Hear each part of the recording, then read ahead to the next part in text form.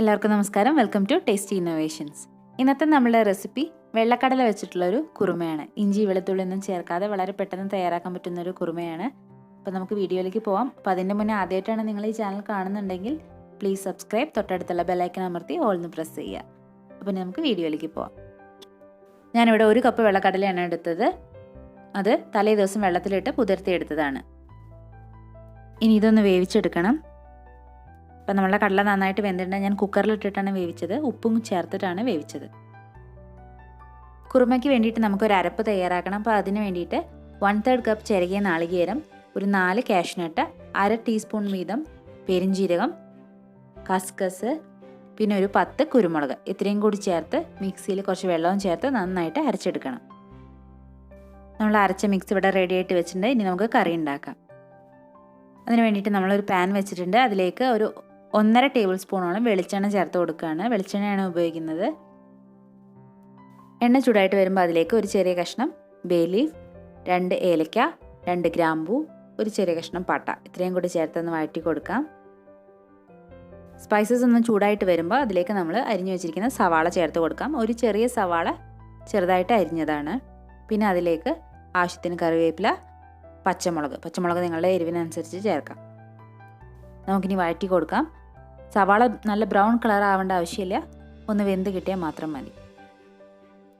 സവാള നന്നായി വെന്തിട്ടുണ്ട്. ഇനി അതിലേക്ക് നമുക്ക് ഒരു തക്കാളി, ചെറിയ തക്കാളി അരിഞ്ഞു വെച്ചിരിക്കുന്നതാണ്, അതും കൂടി ചേർത്ത് കൊടുക്കാം. എന്നിട്ട് നന്നായിട്ട് വഴറ്റുക.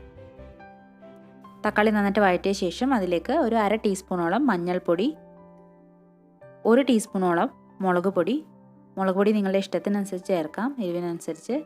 പിന്നെ ഒരു 1.5 ടീസ്പൂണോളം മല്ലിപ്പൊടി, ഇത്രയും ചേർത്തിട്ട് നന്നായിട്ട് വഴറ്റുക. മസാലകളുടെ പച്ചച്ചുവയൊക്കെ മാറി ഒന്ന് വരട്ടെ, നന്നായിട്ട് വഴറ്റി കൊടുക്കാം.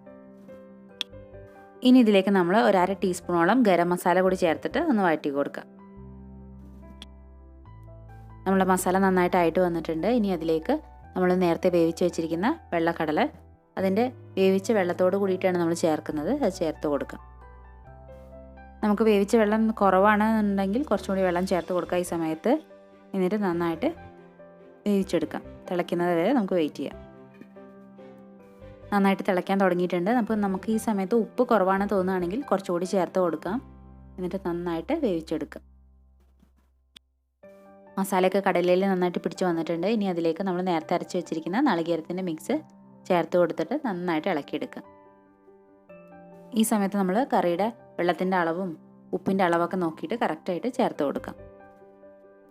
ഉപ്പും വെള്ളമൊക്കെ കറക്റ്റായിട്ട് നമ്മൾ ചേർത്തിട്ടുണ്ട്. ഇനി ഇത് കുറച്ച് നേരം വേവിക്കാൻ വെക്കാം. ഒന്ന് തിളച്ച് വരട്ടെ, അതുവരെ നമുക്ക് വെയിറ്റ് ചെയ്യാം. നമ്മളെ കുറുമ നന്നായിട്ട് തിളച്ച് വന്നിട്ടുണ്ട്. ഇനി കുറച്ച് മല്ലിയില കൂടി ചേർത്ത് കൊടുക്കാം. എന്നിട്ടൊന്ന് ചൂടായ ശേഷം നമുക്ക് തീ ഓഫ് ചെയ്യാം.